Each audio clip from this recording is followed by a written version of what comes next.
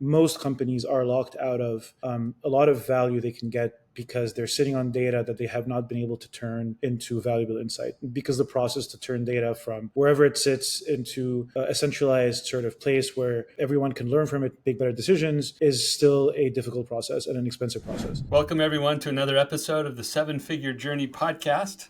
As you know, every episode we're bringing real business owners who have real experience growing their businesses, real lessons learned, and some real challenges as they continue to work on growing. My name is Brett Gilliland. I'm your host today for this episode, and I'm here with Elias Wehbe. Elias is the founder of Big Little Robots. And Big Little Robots is maybe not what you were thinking. Big Little Robots is all about better data and better decisions. They help companies with their big data. They help company with AI, and they help people understand their businesses better, have more visibility, make better decisions.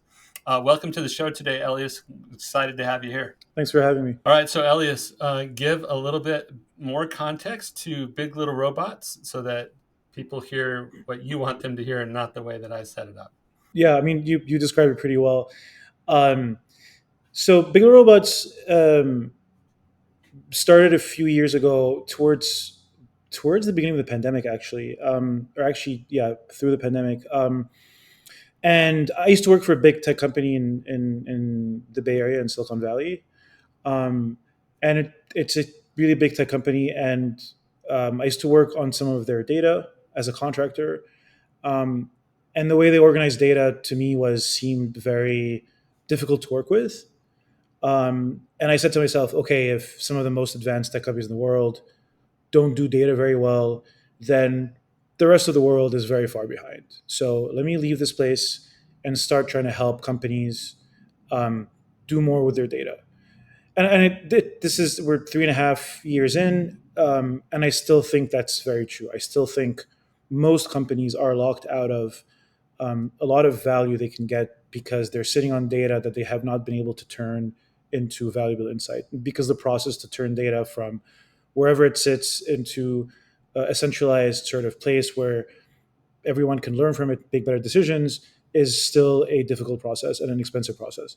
So that's how we started the company. Um, we started as a remote company because we couldn't hire. We didn't have an office, and we still are a remote company. It's just, the nature of how we were born. We went back and forth a million times on how to change that, and we just sort of accepted that that's the nature of it. And it kind of, everyone who started working with us is still with us, except for a few. So people are happy with it.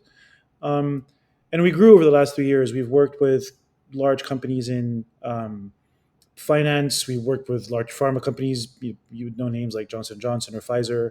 Um, we worked with Anheuser-Busch, their beer company. We worked with Chobani, the yogurt company. So we're able to get a lot of early success based on that theory that these companies have data and they need to work with them. And over the last few months, I'm sure you've heard the word AI. It gets thrown around a lot. But we also believe that there is a major technological shift, and we're starting to deploy AI solutions for our clients. It's still early days, but some of them are very promising, and some of them are not panning out. But that's what happens when you start working with new technology. So yeah, that's a bit about us. Okay, very good. Well, let's get to the meat of our interview where you get to share at least a lesson, if not a couple lessons, in your journey, in your growth over the last few years that might be helpful to another business owner out there. What would you share as a key learning in your own development that could be useful? Yeah. Um, the first year or two, most of the work was me and a couple of people who were supporting me, and it felt great. There was so much autonomy. I had control over my time. But then as we started to grow, and I always wanted to grow the business. One of the names I chose, why reasons I chose Big Little Robots is I wanted the word big in the business because I want it to be a big business. We'll see if that happens. I'm not sure. I'm okay with whatever outcome happens. But I pushed for us to grow. And I didn't realize how much my role will change. Um, and in the beginning, I needed to be involved in as many projects as possible. Um, and I couldn't keep up with everything. Um, so the I couldn't keep up with everything, and I got to a place where I need to do two things. I need to grow the business. To grow the business, you need to sell and you need to build structure. Um, HR organization. We came up with our company values. I can talk about them, but it's hard to be managing projects all the time and also do the company building. Um, so slowly, my role became more to do company building, and I stepped away from managing the projects. But when I stepped away from managing them, some of them sort of started not working as well as they would have had I been there. And it took me over a year to find the right balance, which is how can I provide the input I need to provide to the teams in as little time as possible, yet empower the teams to do the work and rely on me on the things that only I can provide, that they can learn from over time, so they become more and more independent from me, but not to the point where it's so detached that um, my know-how from building this for 3 years doesn't exist in the business anymore. And I think I'm at that point of efficiency. I know everything that's happening, and we're small enough for me to know everything that's happening, but I don't know it to the full level of detail. Um, and I kind of like that. Like sometimes someone asks me, like what happened on this project, and I can't answer in full detail. I'm like, you know what? Ask the manager. They know, but I still know that things are running the way they should. Or if something happens, I can be there to answer. Um, so it gives me more time to focus on company building. And people ask me, what do you do? What's company building? And it's kind of hard to say because it's not direct work with clients, but there's so many other things you need to do, so many little things, so many hats you have to wear to build a company. Um, that people think happen by themselves in the background, but they don't. Someone has to take care of invoicing. Someone has to take care of legal. Someone has to prepare the all hands meeting every single month. Someone has to go find clients and network and talk. And you talk to 20 people before one's going to listen to you. And that takes you away from managing the day to day. So one of the big lessons I learned was how to balance between working with people on the projects, but just enough for things to go the way they need to go, and to empower people who work with us and learn and level up, um, so I can step away more and more. Well, Even as though I you, honestly miss coding, but it's just I've accepted that I'm not going to do that anymore. yeah, That's okay. well, a lot of business owners don't make that change, and then they get stuck in the business, and then their business can only grow as You're far breaking up a little bit. as Right. they can perform. Yeah. Well, in this recording platform, if there might be a little lag back and forth, but the technology will help us out and smooth that out. So Cool. if it gets to be too bad, we can always edit it. So Elias, I what I hear you saying is along the way you're trying to strike this balance between empowering people, but being involved enough for it to be efficient work. So if you empower them entirely without any help at all from you, the project might not get done right, and then we got to do some rework, and and then there's a problem with the client and stuff like that. So you're trying to provide enough touch that you have assurance that it's going to go the way it needs to, and empower them to make as much of that happen without you as possible, right? So that's kind of the fine line that you're dancing, and I think Yeah. that that's one that Right. many of us have to figure out as business owners. So, love that issue. And I hope to get to a place. I mean, if we grow more, if we double, I won't be able even to do that.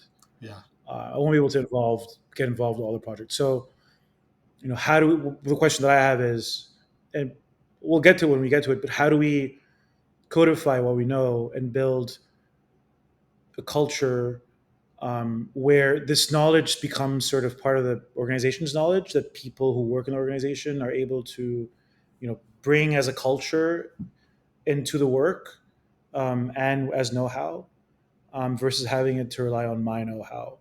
Also, it's starting to happen. Some people know more than I do in the organization about the technical stuff at this point. yeah.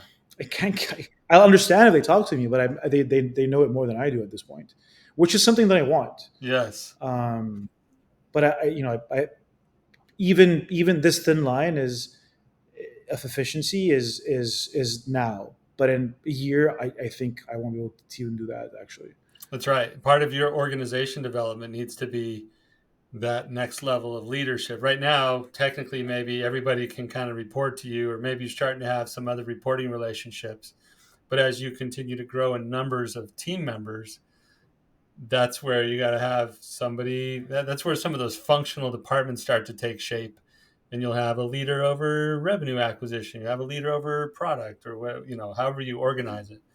But those people will be the ones trying to do this efficiency balancing act that you're talking about.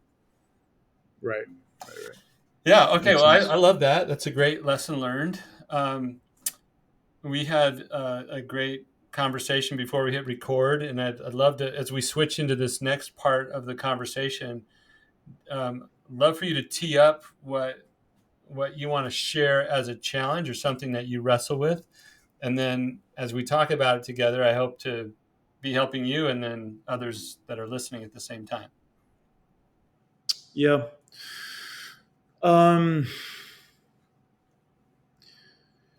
I'm gonna try to articulate this well. One of my biggest challenges, and this was a lot of it started happening last year, is as I was explaining before, when I was just being by myself, it was things were great. Sometimes it's easier to not grow, but I've always wanted to grow as a company. And we got to a place where our growth was fast, but a bit unsustainable. And um, like when you're doing well, you're like, oh, I'm always going to be, I got this. It's always going to be going well. It's everyone tells you it's ups and downs, and the highs are high and the lows are low. Um, but for me, it's like, oh, we grew 3x this year, 3x next year. That's it. Like, things are good. And we sort of we stretch ourselves too thin. We overestimated. So I got to a place where I hit a bit of a wall. I couldn't keep on growing the business the way I thought I would, and I had projected that I would. So it created some challenges for the business. And when we had been doing well for 2.5 years, and then hit a year where things were not as rosy as usual, or couldn't even predict or see the future as clearly as I could before. Not all the clients we thought we were going to sign were signing. It was harder to get bigger clients, bigger contracts. You get to a place where signing a much bigger contract is a bigger hurdle and a different skill set.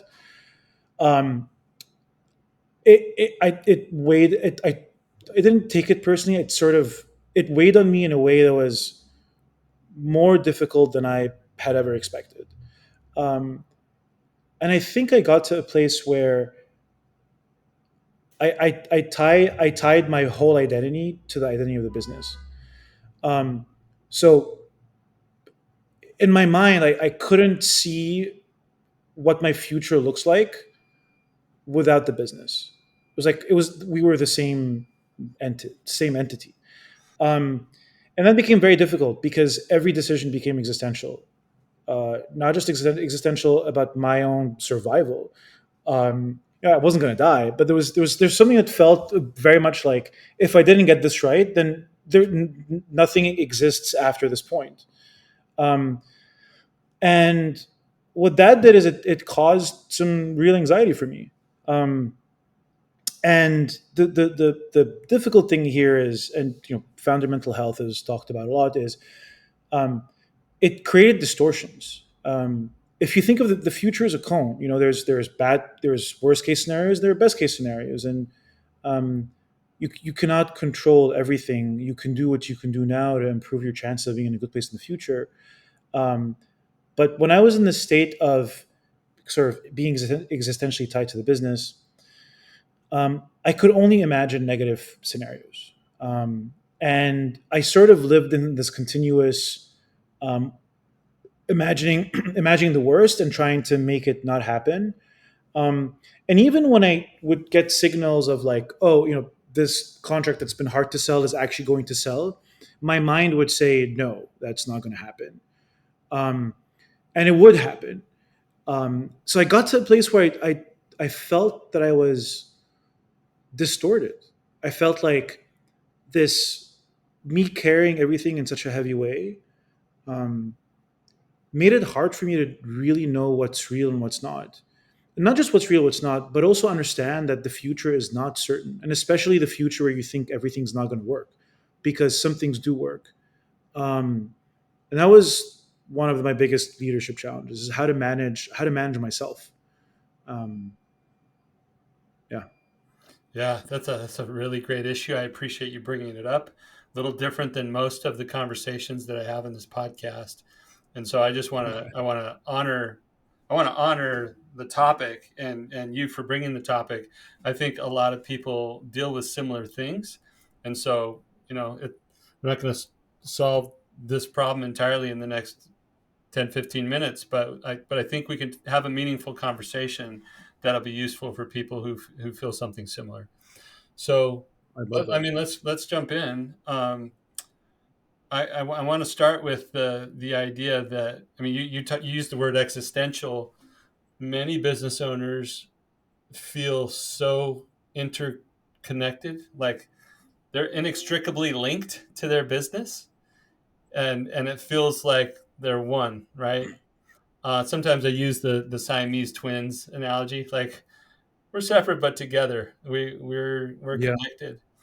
And there's, I'm not an expert in the medical field, but I get the sense that it's a highly delicate operation to separate these two separate beings sometimes. And I feel that's what's going on with the business that's gotten off the ground. And the business and the business owner, they were one identity at the very start. Like it's all wrapped up in one most of the time. And as that grows, especially you start to grow a team, and now you want to scale the business. Our job is to separate them and give the business legitimacy, right? Give the business the ability to have the life it deserves on its own, separate from the business owner.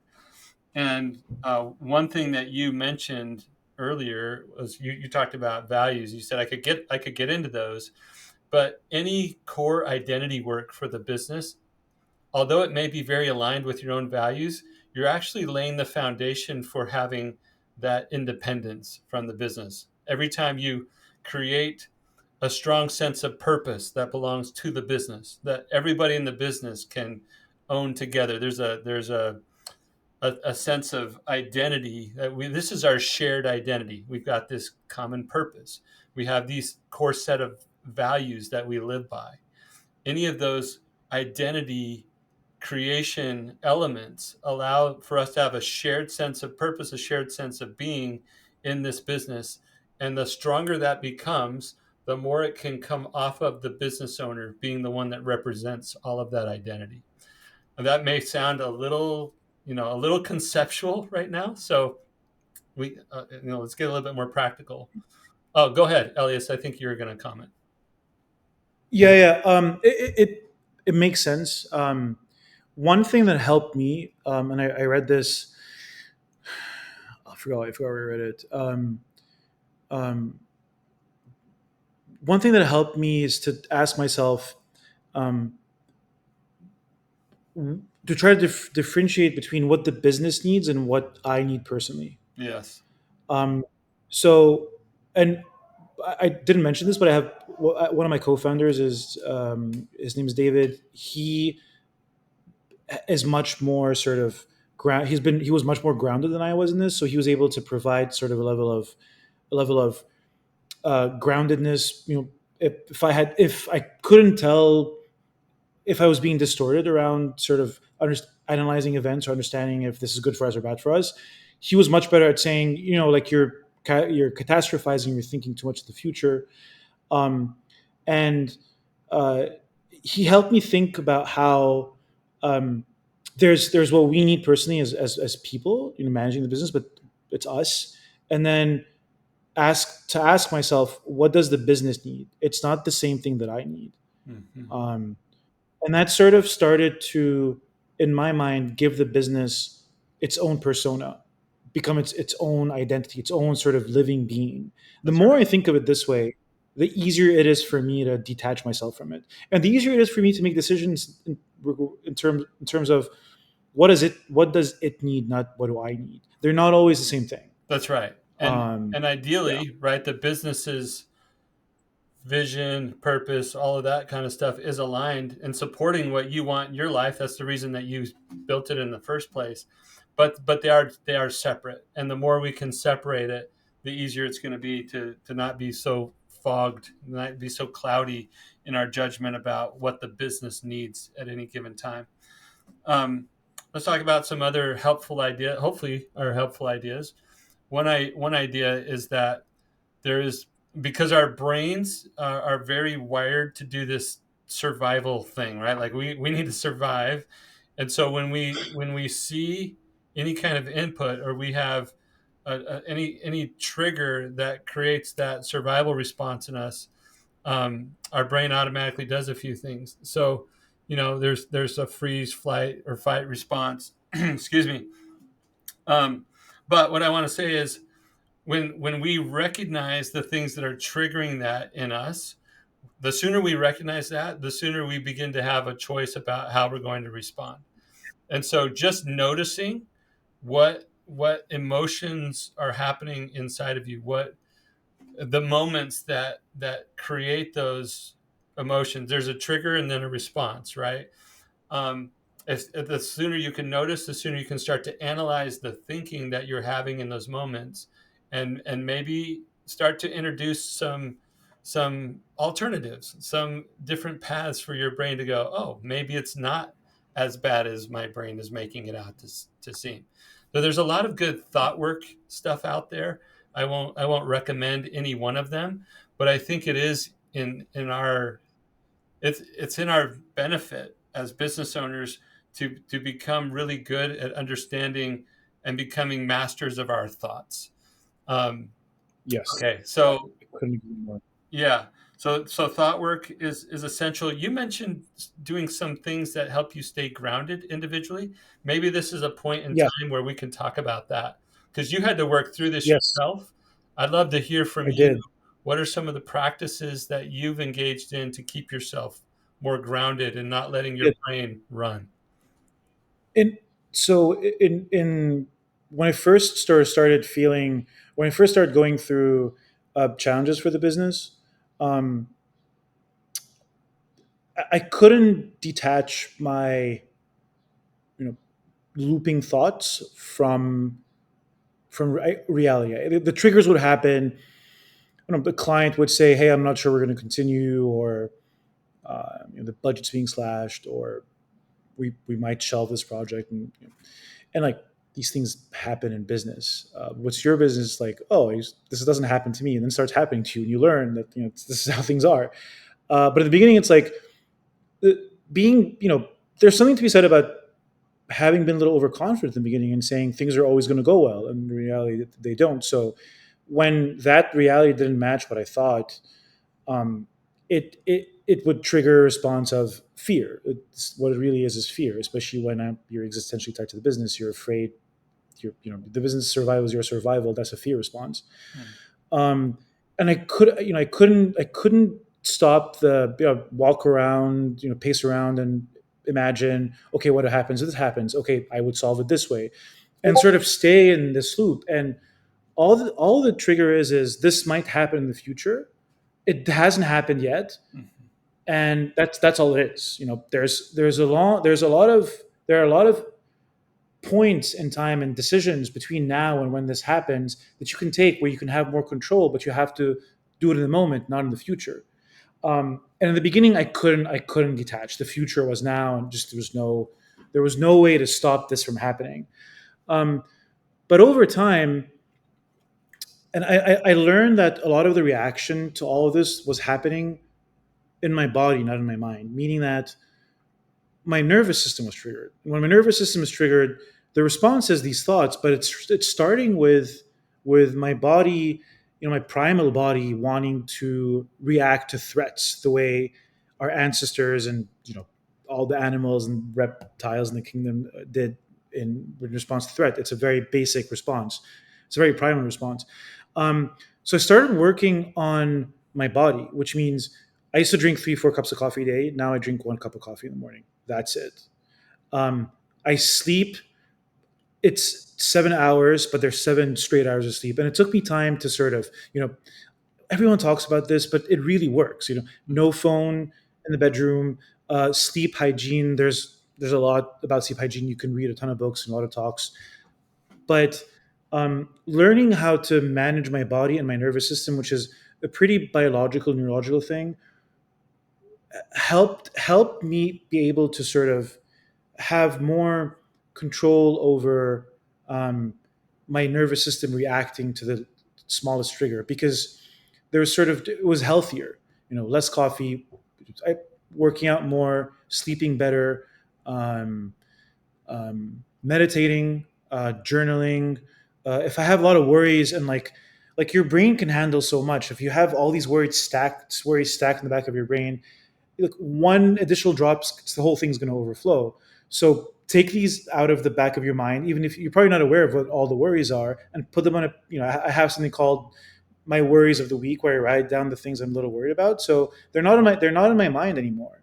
Um, and doing all these little tricks help me calm down my nervous system. So when something comes up, I have more energy in It's my like you have nervous more system, available capacity to manage things. more avail- more available capacity to Yeah. to look at it.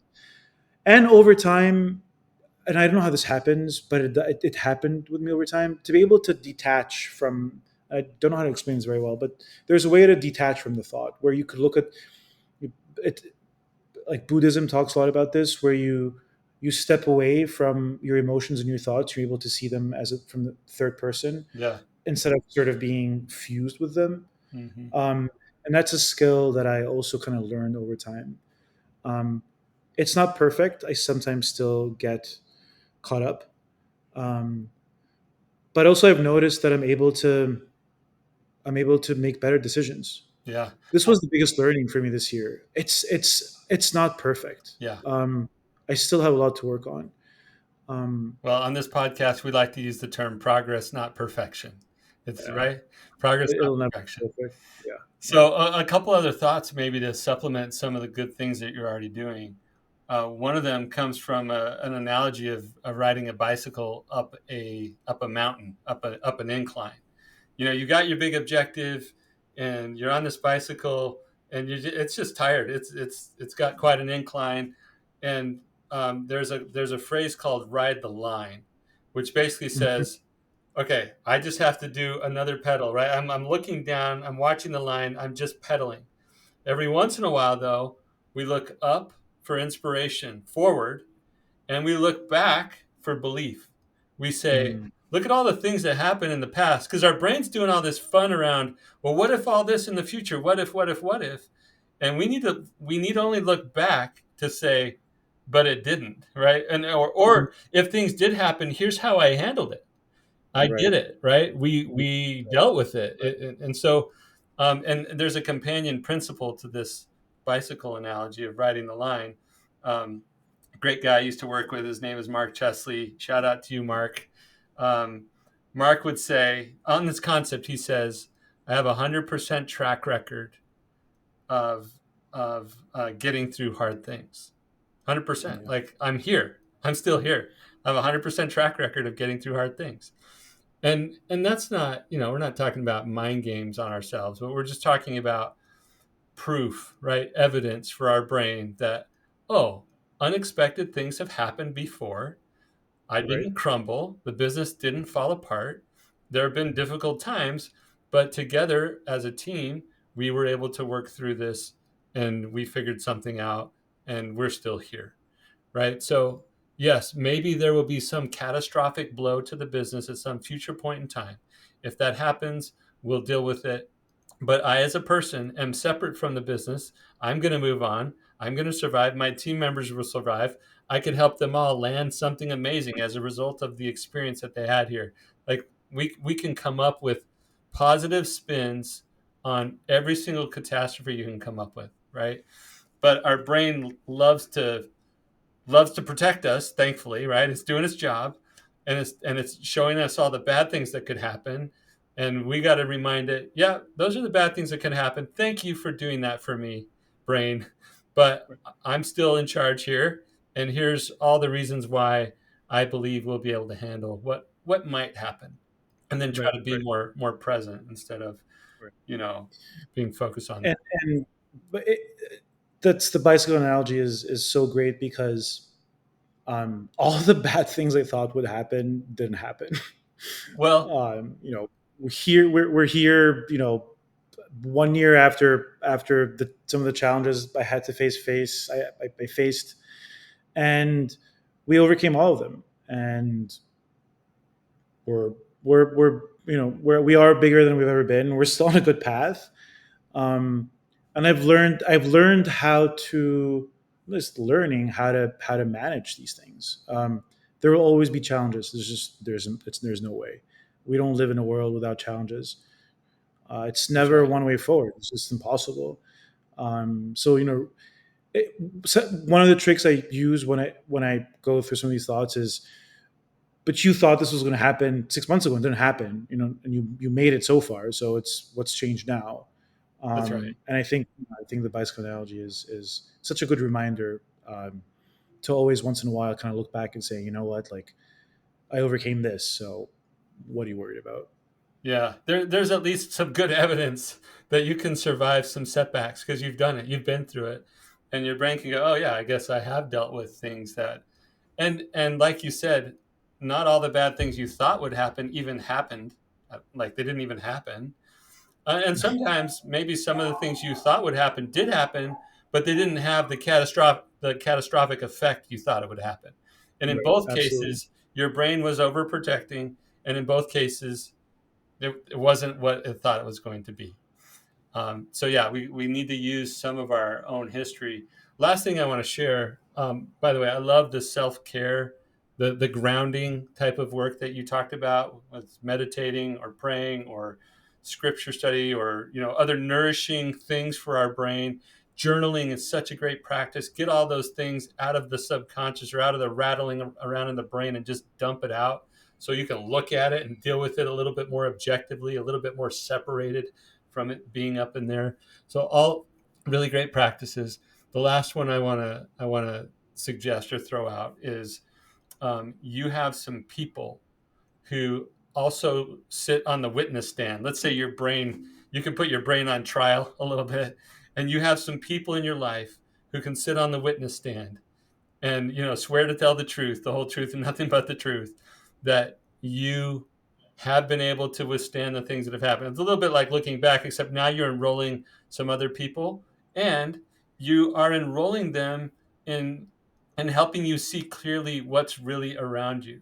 So whether it's an outside advisor that you can trust or some key team members, let's talk with them about some of the things, the what ifs and the what could be's, right? It's not bad to have, Jim Collins calls it productive paranoia. It's like, what's the thing that could Hmm. take you out, and how do you make sure that you Hmm. protect against that? There's nothing wrong with Absolutely. that until it becomes an obsession and you get these Absolutely. thought loops like you talked about, and then it becomes paralyzing. So let's enroll some of our team in thinking about the future and looking outward and get some of their perspectives, and then maybe some of their voices and their witness can help calm down some of what our brain would naturally do if it was just us thinking about it ourselves. Is that helpful, Yeah. Elias? Very helpful. Very helpful. Really good reminders of skills. I think I'll need, in anything I do. Um, and without self care, it can really get you. Yeah, it can. It really You know, can. you can, Well, you're in some rare territory. Most businesses don't get as far as you've gotten. And if the first few years were relatively smooth, I'll say congratulations.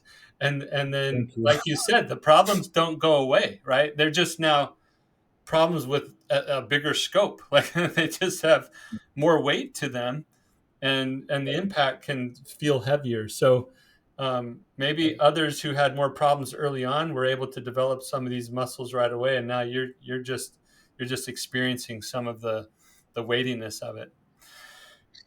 Yeah, and I've never more felt more confident about the business than I do today, and my ability to manage it. Yeah. I know I'm going to face challenges I'm not aware of, um, but it's not it's not the business itself. It's how I feel about my ability to manage the business. I feel positive, and I got to a place where I'm okay with any outcome. That's much more sort of grounding in a way. Um, but yeah, it feels good. Yeah, yeah, yeah.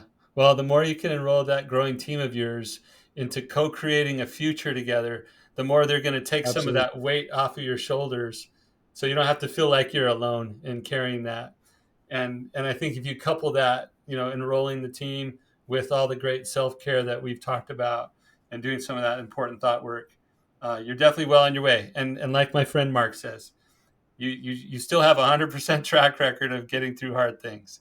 You've survived every single True. one of them. So, Elias, you've been a fantastic guest. Thank you for being on our show. Thank you How so can much. how can Thank you so much. people how can people learn more about Big Little Robots or connect with you online? You can visit our website. It's bigelow.robots.com. And then I'm on LinkedIn. You can also look up Elias Wehbe or Big Little Robots. You'll find me or anyone on my team. Um, if anyone has any work with data or AI, please reach out. And thanks a lot for having me. It was a really good talk. Thank Yeah. you for all the tips and the reminders. Yeah, Absolutely. That's why we're here. And for everybody listening, please share, review, like, comment, do all that stuff to help these episodes get in front of as many seven figure businesses as possible. We want to help all the owners, all the Eliases out there, and share some of his insights, so that you don't have to go through those things alone. There are other people out there dealing with very similar things, and we're putting a lot of them through this vehicle, this podcast. So be with us again next time for another episode of the Seven Figure Podcast.